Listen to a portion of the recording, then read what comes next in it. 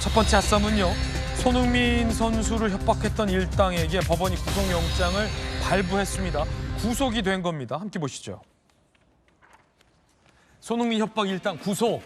20대 양모 씨, 손흥민 선수의 전 여자친구인 걸로 알려지고 있죠. 공갈 혐의, 그리고 이 양모 씨의 연인 관계인 걸로 알려지고 있는 40대 남성 용모 씨는 공갈 미수 혐의로 구속영장이 발부됐습니다. 법원에서는 증거인멸과 도주의 우려가 있다라며 구속영장을 발부했습니다. 자, 구속된 협박 피의자들 이야기 들어보시죠. 손흥민 선수 측에게 확인 말씀 없으십니까? 진행할게요. 합의 이동하십니까? 협조 부탁합니다. 여전히 임신했다고 주장하시는 겁니까? 협박 공모하신 거 맞을까요? 혐의 인정하십니까? 네, 인정합니다. 죄송합니다. 7천만 원 추가로 요구하신 거 맞을까요? 죄송합니다. 구속까지 됐습니다. 이 상대가 유명인이라는 이유로 이 돈을 뜯어내려고 한 범죄에 대해서는 강하게 수사하고 처벌해야 한다라는 사회적 분위기도 반영이 됐다라는 법조계의 해석도 나오고 있습니다. 정리를 하자면 저 20대 여성과 손흥민 선수는 과거에 손흥민 선수 측 표현에 따르자면 좋은 감정으로 교제했던 것은 사실. 그런데 작년 6월에 여성이 손흥민 선수의 아이를 임신했다며 태아 초음파 사진을 보냈고 그걸 빌미로 3억 원을 받아갔다. 이건 역시 팩트. 다만 외부에 발설하지 않겠다라는 각서를 쓴 걸로 전해지고 있는 그런 상황인데 경찰이 해당 여성이 진료를 받았던 병원 등을 수사한 결과 지난해 해당 여성이 임신했었다라는 것과 그리고 그 초음파 사진은 여성의 것이 맞다라는 것까지는 현재 수사로서 확인이 돼 있습니다. 다만 그 아이가 손흥민 선수의 아이인지 아닌지 여부가 확인이 되지 않은 그런 상황인 거죠. 자, 그렇다면 검사 출신의 곽태웅님 나와 계신데 이 공갈 혐의, 그러니까 사실이 아닌 걸 갖고 이른바 공갈을 쳐서 금전을 뜯어내려 했거나 뜯어낸 것 혹은 협박한 것, 이게 지금 성립하려면 일단은 지금 구속은 됐지만 정말 그 아이가 손흥민 선수의 아이인지 아닌지가 굉장히 좀 중요할 걸로 보이는데 법률적으로는 어떻습니까? 그러니까 이제 공갈죄에 있어가지고 그 전제 사실, 공갈하는 내용이 사실이냐 아니냐는 사실 중요한 문제는 아니고요. 아, 그래요? 허위 사실이면 뭐 사기죄 이런 게 되겠죠. 근데 공갈 같은 경우는 그 상대방, 이 사건에서는 피해자인 손흥민 선수의 어떤 명예나 또 신체에 어떤 위협을 가하는 그런 내용을 협박을 해서 돈을 가져가면 그냥 공갈죄가 성립하는 거니까. 사실이라 하더라도 그렇습니다. 예. 그걸로 협박을 해서 뭔가 명예를 빌미로 그렇죠. 돈을 뜯어내면 공갈이다. 예. 그러니까 오. 저 뭐 임신했던 사실, 또 임신 중절 수술했던 사실, 그리고 태아의 친부가 누구냐 이런 것이 뭐 저 여성의 주장대로 다 사실이라 하더라도 공갈죄의 성립에는 문제가 없고요. 손흥민 선수 같은 경우는 굉장히 국민적인 사랑을 받고 있는 유명한 축구 선수이기 때문에 저런 문제로 해서 사실 본인의 명예에 치명적인 타격이 될 수 있는 거거든요. 저런 문제로 돈을 요구했다 하는 것은 그 자체로 중한 공갈죄가 성립된다고 보여지고요. 특히 뭐 일부 금전까지 받아갔는데도 또 지금 말씀 중에 예. 윤석열 전 대통령이 4차 공판에 지금 출석을 했습니다. 현장 그림 전해드리겠습니다. 상경 사과하실 생각 있으십니까?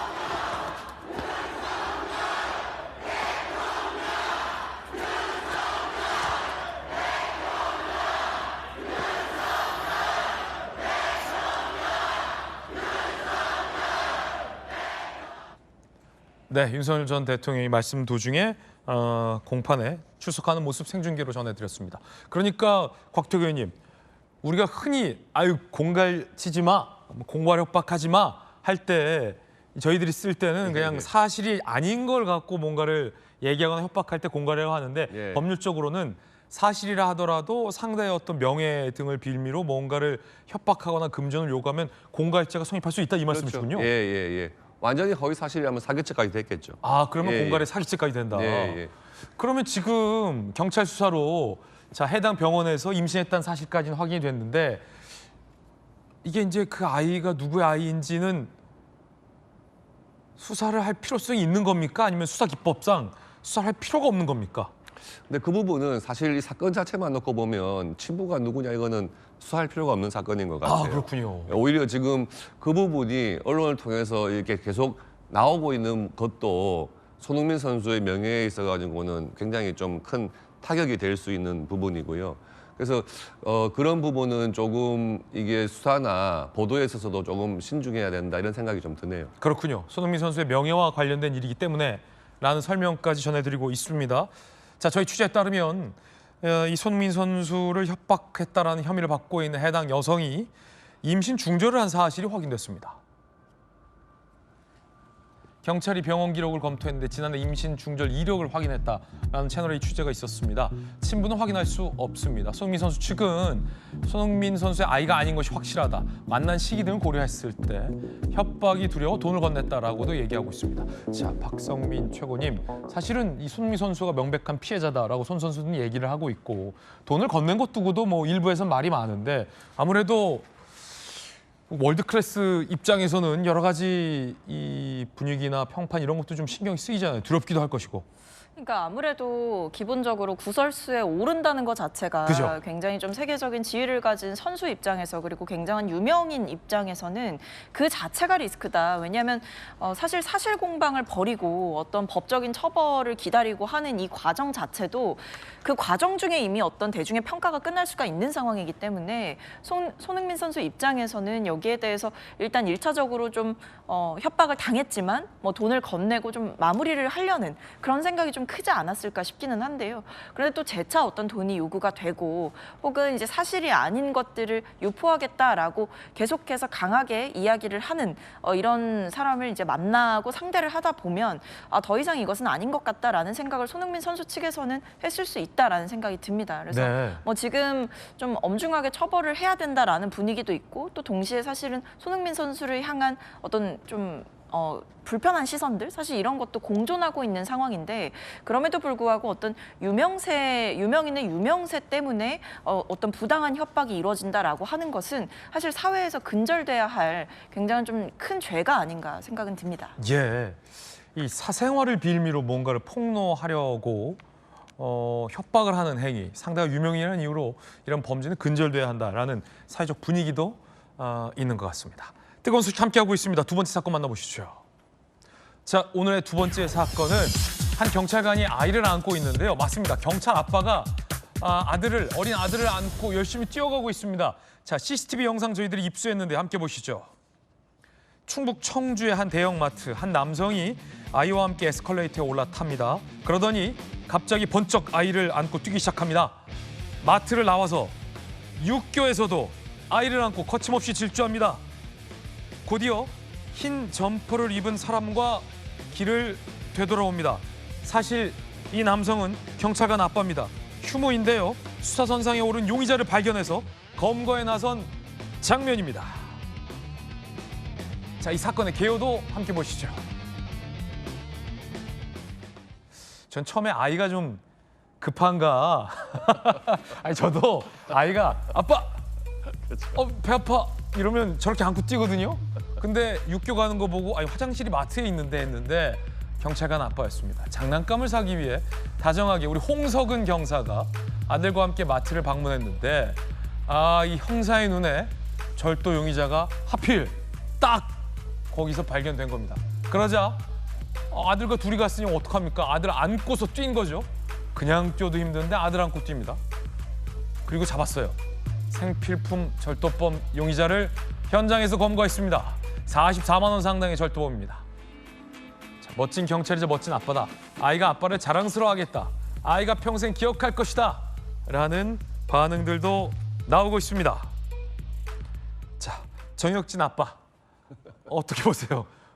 저는 우리 애 안고 저렇게 못 뛰고요. 아니 예전에 지금은 아이들 다 커서 그렇죠. 아이들 어렸을 때는 우리 정혁진 변호사님도 날렵하지 않았습니까? 저 옛날에도 저랬거든요. 그랬습니까? 옛날에도 지금과 비슷했고요. 그랬군요. 한결같네요. 근데 어떻게 애를 안고 뛰어가가지고 그 절도범을 잡을 수가 있나? 전 그것도 대단하다고 생각을 하고 어떻게 그런 생각을 했나? 그 다음에 절도범 검거할 때 애도 옆에 있었다는 거 아니겠습니까? 제가 봤을 때 애는요, 예. 아, 뭐 우리 아빠 자랑스럽다 이렇게 생각도 됐지만 좀 커가지고 생각해 보면 그 만약에 그때 절도범이 무슨 나쁜 생각했으면 좀 문제 있을 수 있는 거 아닌가? 조금 위험한 행동이 아닌가 그런 생각을 지금에 와서는 저는 그런 생각도 드는데 어쨌든 저 경찰이 굉장히 본인의 업무에 충실한 그런 사람이고 그다음에 딱 봤을 때 아, 저 사람 저기 용의자다 다른 사건으로 이미 그 혐의가 있는 사람이다 그걸 알았다는 거 아니겠습니까? 대단한 눈썰미네요. 그러니까 직업의식에 굉장히 투철하신 분이다. 저는 그런 생각이 듭니다. 네. 자, 이번엔 뜨거운 사건 함께하고 계신데요. 세 번째 사건 만나보시죠. 자, 무면허 운전으로 사망 사고를 내고서 가해자들이 병원에서 춤판을 벌여서 논란입니다.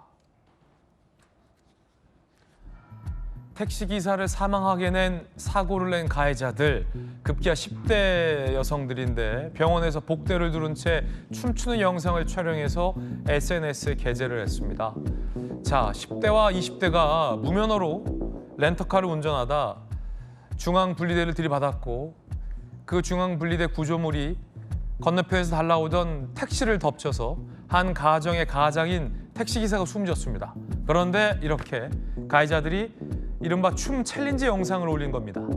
사망한 택시기사 딸은요, 한순간 행복한 가정이 파탄나고 억울하고 힘들다. 사람이 죽었는데 영상 찍으며 놀고 반성의 기미가 안 보인다. 라며 억울함을 호소했습니다.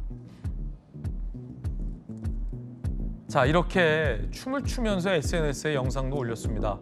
유족들은 분통을 터뜨릴 수밖에 없죠. 유가족의 이야기 들어보시죠. 너무 억울하고 분통해서 SNS로 이제 공문화를 시키려고 올리게 되다가 가해자 측근들한테 연락을 받았어요. 가해자들이 SNS에 올리는 그런 것들을 저한테 보내줬는데 사람이 맞나 싶더라고요. 저희 아빠는 대체 왜 이런 애들한테 죽음을 당했는지 어이가 없고 법이 약하니까 애들이 이렇게 10대 애들에 대한 처벌이 너무 약해서 진짜 강해져야 될 것 같습니다. 자, 이게 사실은 정혁진 변호사님, 이 10대 여성들인데 마땅히 처벌할 규정이 없다면서요? 동승자였고. 글쎄요, 이 부분은 이제 곽규택 의원님이 검사 오래 하셨으니까 더 잘 아실 것 같은데 최소한 업무상 과실치산 되지 않을까? 저는 개인적으로 그런 생각 곽규택 들거든요. 의원님 어떻게 보세요? 저기 지금 춤추고 뭐 이렇게 SNS에 올린 저 여성들이 만약에 그냥 동승자였던 것에 불과하다면 뭐 처벌 대상은 아니겠죠. 그러나 도덕적으로는 굉장히 지탄받아야 마땅하고 어린 나이긴 하지만 본인들이 잘못한 결과의 중대성을 잘 모르는 것에 참 안타깝습니다. 네, 정말 안타깝군요. 사망한 택시기사의 유가족 분들에게 심심한 위로의 표현을 전합니다.